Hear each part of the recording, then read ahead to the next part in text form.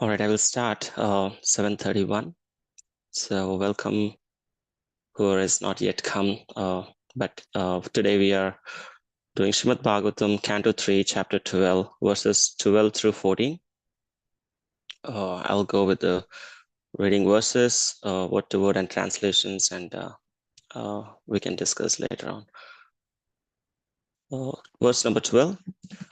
Manur Mahina so Mahan Shiva Rutadvajaha Ugrareta Bhavakalo Vamadevo Drutavrutaha. There are synonyms, but these are all names of Rudra. Manyuhu, Manu, Mahinasha, Mahan, Shiva, Rutadvaja, Ugareta, Bhava, Kalaha, Vamadeva, Drutavrata. These are all names of Rudra. Translation. Lord Brahma said, "My dear boy Rudra, you have 11 other names. Manu, Manu, Mahinasha, Mahan, Shiva, Rutadvaja, Ugrareta, Bhava, Kala, Vamadeva, and Drutavrata." There is no purport. Text 13. Dhir Dhruti Rasaloma Cha Niyut Sarpir Ilambika Iravati Svada Diksha Rudranyo Rudrate Striyaha. Word to word. Dhi, Dhruti, Rasala, Uma, Niyut, Sarpihi, Ila, Ambika, Iravati, Swadha, Diksha, Rudranaya. The 11 Rudranis, Rudra, O Rudra, Te, unto you, Striyaha, wives. Translation. O Rudra, you also have 11 wives called the Rudranis, and they are as follows: Dhi, Dhruti, Rasala, Uma, Niyut, Sarpi, Ila, Ambika, Iravati, Swadha, and Diksha. No purport. Text 14. Gruhanaitani namani sthanani cha sayoshanaha ebihi shruja prajabhavi prajanam asiyatpatihi. One more time. Gruhanaitani namani sthanani cha sayashonaha ebihi shruja prajabhavi prajanam asiyatpatihi. Synonyms. Gruhana, just accept. Etani, all these. Namani, different names. Sthanani, as well as places. Cha, also. Sayoshanaha, along with wives. Ebihi, with them. Shruja, just generate. Praja, progeny. Bhahvi, on a large scale. Prajanam, of the living entities. Asi, you are. Yat, since. Patihi, the master. Translation.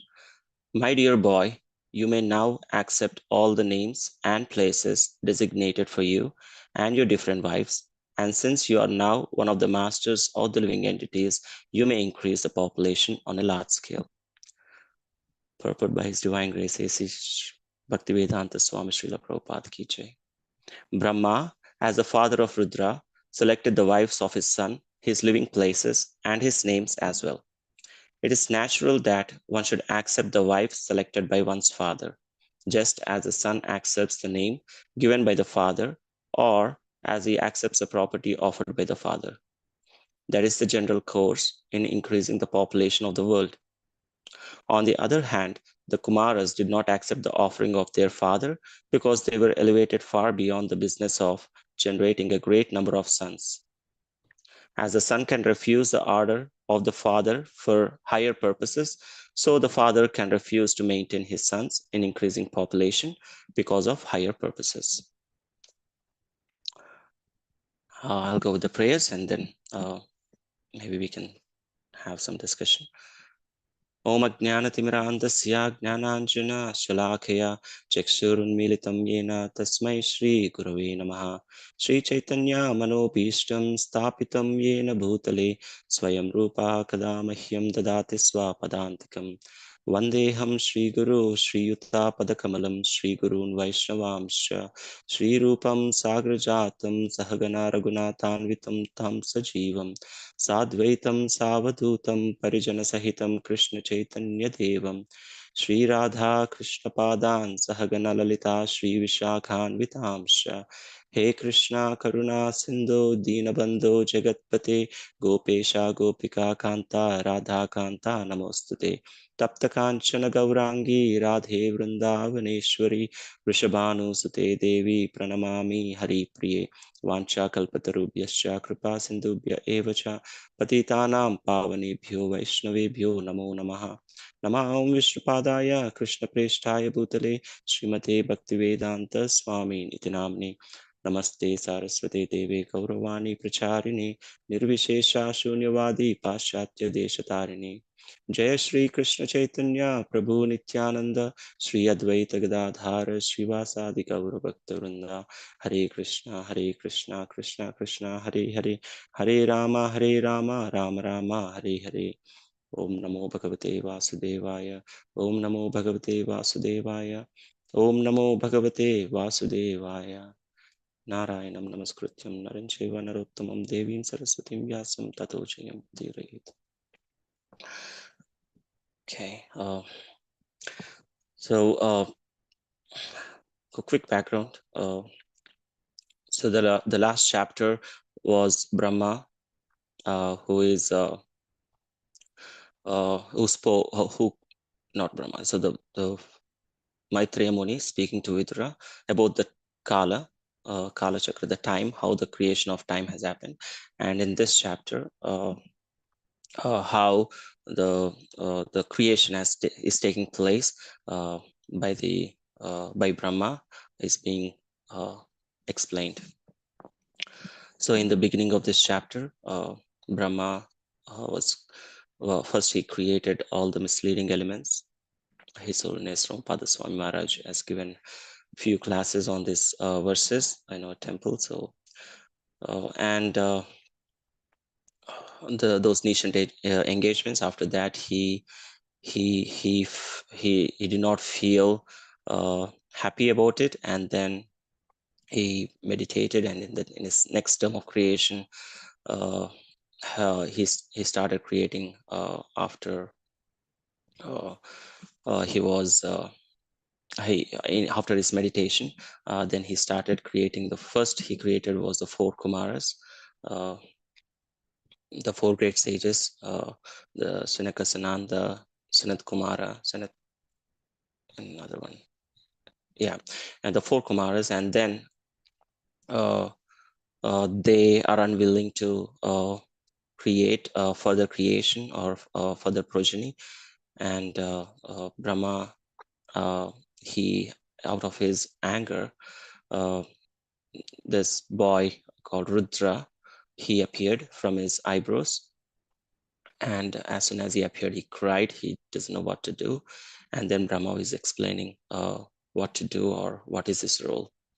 And in these three verses, 12 through 14, he mentioned to Rudra that he has 11 other names. That means 11 other personalities as well through him, for 11 Rudras. And he also selected respective wives, Rudranis, and also places where to live. So this is until today. And Prabhupada purpose gives how a child should be in a way obedient to his father. At the same time, if he is not, how that son should looks like, or how that son should be like. The contrast here was between Kumaras and how the Rudra has accepted, and how Kumaras was unwilling to accept it. So we see this even in our day-to-day life. Like there are, I was thinking about it. There are like different grades. One, the example of how Rudra is accepting Brahma's instructions. that the Rudras has accepted the wife selected by Brahma, his father, the place is selected by Brahma to live. So Prabhupada says that one should accept as how the Rudra is accepting. And the analogy given was how the name is accepted by the father, name given by the father to the child, the same way how the property is accepted or offered by the father to the child. So these were the two analogies. So one should accept in such a way, which how the Rudra accepted. In the contrast, the other one is how Kumaras did not accept it. But we already went through the previous verses. It was mentioned they are very much attached to Vasudeva, and they have a higher purpose. They want to further expand or give that knowledge that they have to others. So that is on a higher purpose. So for them, that was allowed, even though Brahma in a way accepted out of his that frustration that we see even to us. If a child doesn't accept, we also get frustrated so easily, angered, and we force them. But Brahma, he accepted at the same time. He couldn't control that anger, and then the Rudra was born. So it's interesting how Brahma gives birth to all these different living entities. So I was studying I came across one of the articles of His Holiness Ramapada Swami Maharaj. He gives the subtle form of the subtle body. Brahma has a subtle body. It's called Sukshma Sharira. So it's basically made up of the subtle elements like mind, intelligence, and false ego, and also the sensory the sensory elements which are for prolonged enjoyment or prolonged duration. So it's not like our gross senses.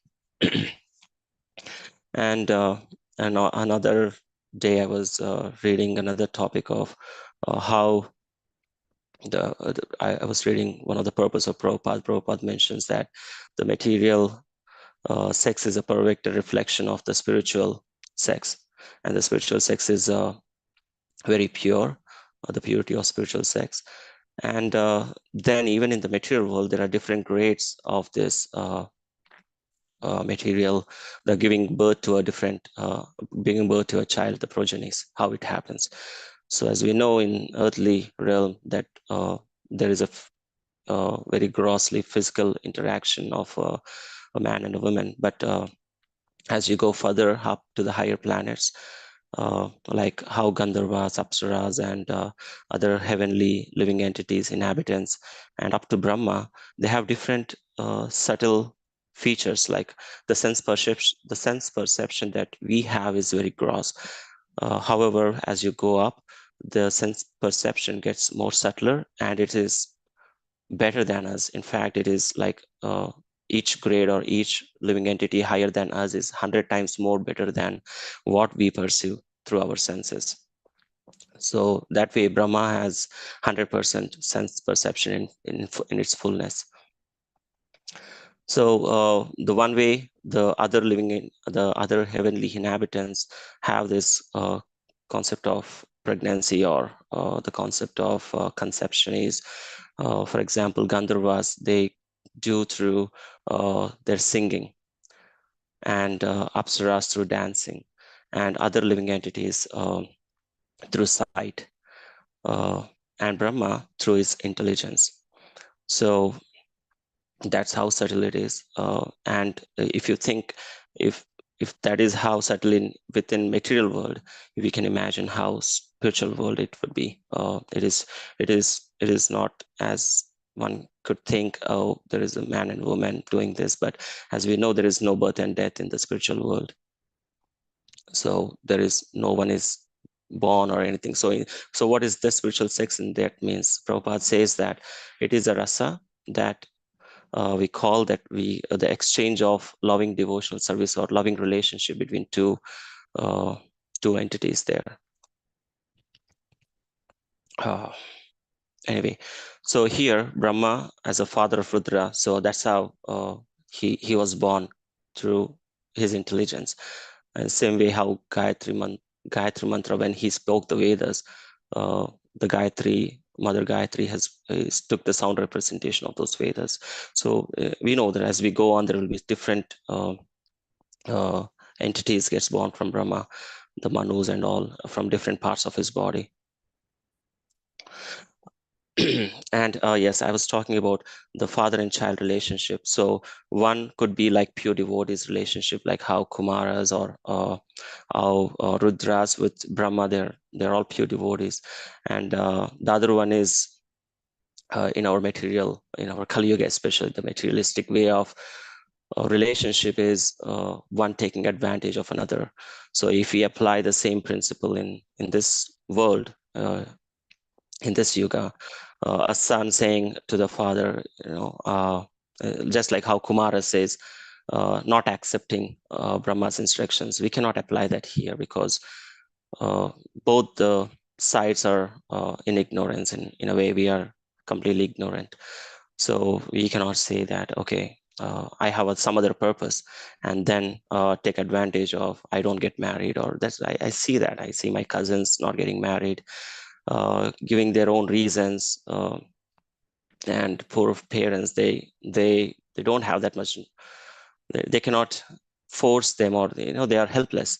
So that is not the way of living. As Prabhupada says, that one should accept the father's instructions or the parents' instructions. The other grade is, I was reading, like, what if there is the devotee, a pure devotee, and the father is a materialistic, completely materialistic. The best example that we can look for is Prahlad Maharaj and his dad, Hiranyakashipu. I came across this article in Back to Godhead magazine. So the qualities of Prahlad Maharaj is we know, but I just want to bring out a few more in relation to this. So the Prahlad Maharaj was a pure devotee. In fact, Narada Muni tells to Yudhishthira in Srimad Bhagavatam that the enemies of the demons, who are the demigods, think that Prahlad Maharaj is the best example of a great devotee. What to speak of you, Yudhishthira? So that's what he says. And the Prahlad Maharaj, even though he's the son of the emperor of the entire universe, even though he can get anything at his disposal, whatever he wish, but he was not pride. He was not proud of what his position was. There is a verse, maybe I will paraphrase it, but he says, Narada Muni says to Yudhishthira that the son, he is so humble that he respects, or he serves as a menial servant to all the respectable persons. He is like a father to the poor people. He is like a sympathetic brother to his equals, like his friends. And he considers, or he worships his spiritual masters and teachers and all those personalities, great personalities. So that is how his personality was. Even though he's 5-year-old, that's how he was raised, through the mercy of Narada Muni, when he was in the womb of his mother Kayadu. So the no pride, having no pride in that age is not something that we can even perceive. And another quality that he has is, as a child, we tend to play things, I mean, we give our kids a lot of playful things. We say that there's a time that they should play, and we give them all the facilities, take them outside and all. But Prahlad Maharaj was not like that. At such an young age, he was not interested in any childful, playful things. In fact, he says to his friends that we have a very short time, and he even tells them he's the best preacher. Basically, he's an heroic preacher. He tells to his friends that there's another verse that says, assuming human life has 100 years of life, you may all know this. The first 50 years, or the out of 150 years of life, will go in sleeping, and the next 10 years of life of a child in ignorance, another 10 years of boyhood life, uh, it goes in playful things, uh, or and the about 20 years of life of old age, which we don't know what to do, or we are not capable of doing any materialistic activities like lifting or anything, what to speak of spiritual activities at that end of those ages.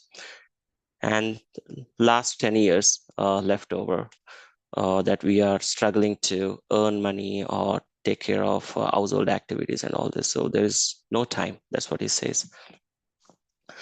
And listening to his gentle, kind words, his friends follow. And he says that, so what is our aim? What we should do then?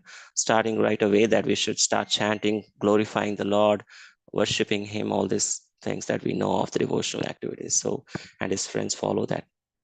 So it is very important to remember, even in their relationship, how he fought. So we have all these kinds of different relationships, materialistic, mixed, like devotee versus a materialistic father, and a pure devotee and pure father. So one should see all these kinds of where we fit in, and we should act accordingly. And whenever needed, we should go to the higher authority, like our scriptures, because we are not capable of taking right decisions in some matters. In fact, in one of the last Rompada Swami Maharaj, his presentation on personalities of Ramayana, he described about the personality of Mandara to his Chinese devotees, Chinese disciples. So at the end, he was open for discussion. I was asking Maharaj, like, we also have some other personalities in our life who distracts us, like Mandara. So what we should do? He simply said, just look up to the higher authority. Even in his previous series of lectures during his Vyas Puja, he mentioned about the books are the basis, purity is the force. So all these things. So we have things to look up to and see what decisions can be made, whether acharyas or scriptures or our mentors or whoever it is. So this is one way. And we have another example about this relationship, how the Kumaras took, how the Kumaras did not accept his father's instructions. In the same way, I can remember, I can think of Madhvacharya. In the Udupi Yatra, Maharaj was talking about Madhvacharya's pastimes and his biography. So even Madhvacharya at the age of 12 took sannyasa, even though his father was unwilling. What to speak of mother? She would say no, and his father says, no, your mother would not accept, even though I accept that you said that you're doing for the higher purpose. And Madhvacharya has to play a trick in a way to convince his mother. I don't remember exactly. I think something to do with the crocodile or some pastime. Maybe it is not. But finally, she accepts it, and he takes the role of a sannyasa to further preach. And so the higher purpose here, of whether you're a child or whatever the age you are, as I'm speaking about Prahlad Maharaj, he was starting this devotional service in such a young age. And sometimes we think of so many activities. We think, oh, you know what, we need a break. We need our own time to come back to sadhana, maybe go out, meet friends, or it's okay. But if you see from the perspective of Prahlad Maharaj, that is also not necessary. You should completely completely participating in our devotional service, 100%, as we don't have time. So that our aim should always be, as Maharaj says, Krishna at the center. You bring any quality, that one quality, putting Krishna in the center brings out all the good qualities. So it is, so that's the purpose of that we should try to keep ourselves engaged in. Yeah, I don't know what else I can speak of, but I know I was hearing the lecture on these verses from His Holiness Swami Maharaj. It was long back, not recent. Now I know he gave a series of lectures on Shiva Tattva series.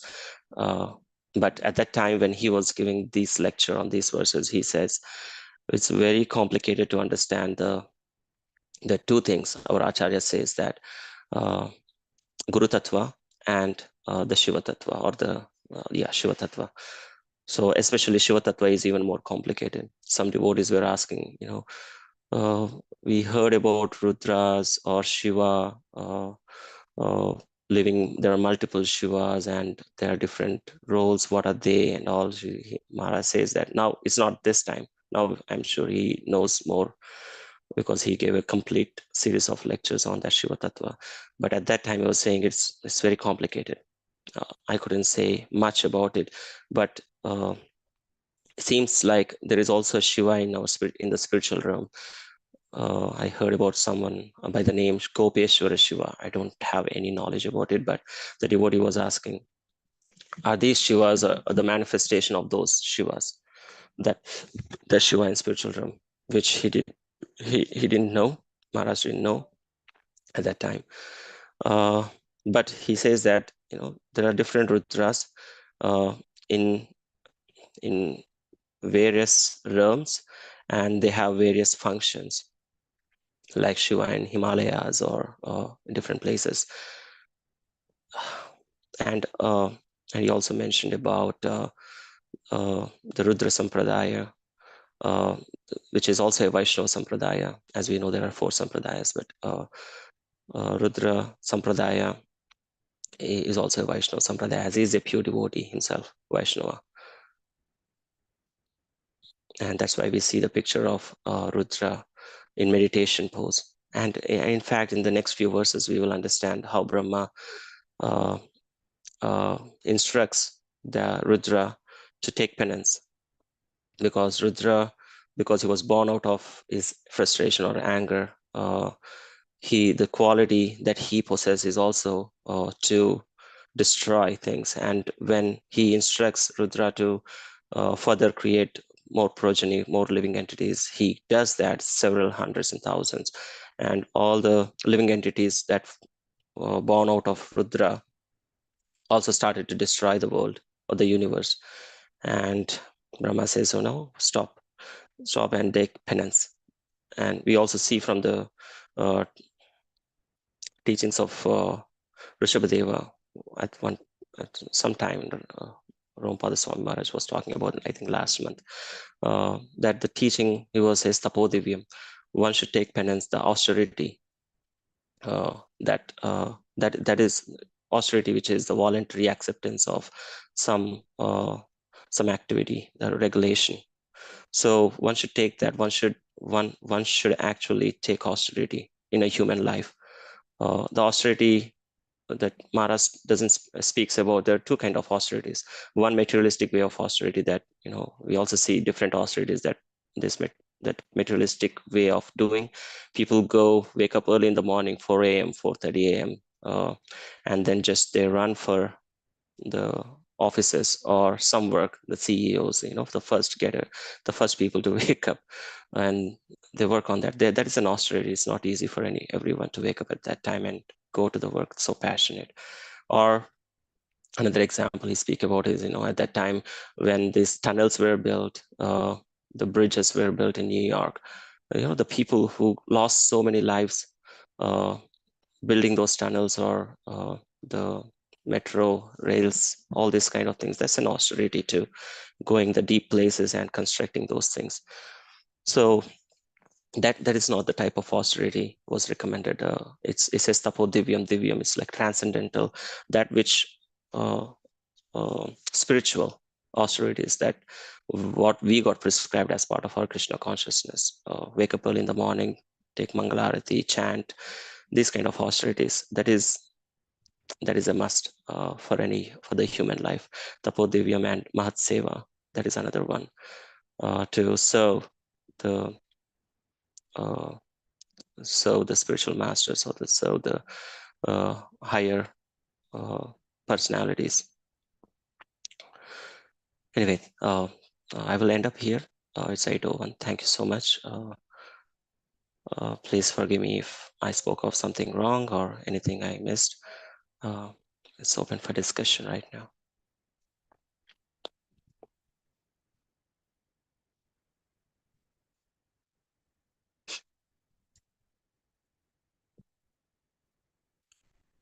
If anyone would like to share something or want to discuss, please.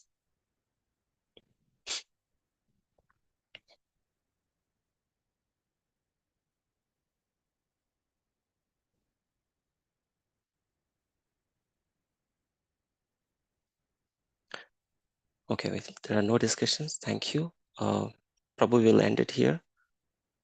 Oh, that Lord Shiva, that I was just trying to understand. I mean, he said by 11 names, right? He will Right. be known, and then, but I think the same personality but different. I don't know. I mean, that's why just because he's again next verse he says you also have 11 wives, so that's why I was just trying to Rudranis, right? Dhi, Dhriti, Kala, Right. Uma. I was Yes. thinking one Yeah. personality called with different names. I mean, that's in case of Shiva, it was like that, but in the case of Uma, right? So Mhm. it looks like there are different 11 personalities. So that's why I was just. Yes. Yes. Yeah. I mean, I did not go deep in that, but my understanding is 11. Even though one Rudra, but he got 11 names. But it is. I don't know how to understand that, but there are 11 personalities also. How they get expanded, or how they live in, because they said live in different places. So I cannot understand that, but there are 11 different and 11 individuals. I think so, Prabhu. Not one person with 11 wives. Yeah. Okay. Thank you. Vanchakalpatarubhyasya kripasindeebhyo vacha patitanam pavanebhyo vaishnavebhyo namo namah. Hare Krishna.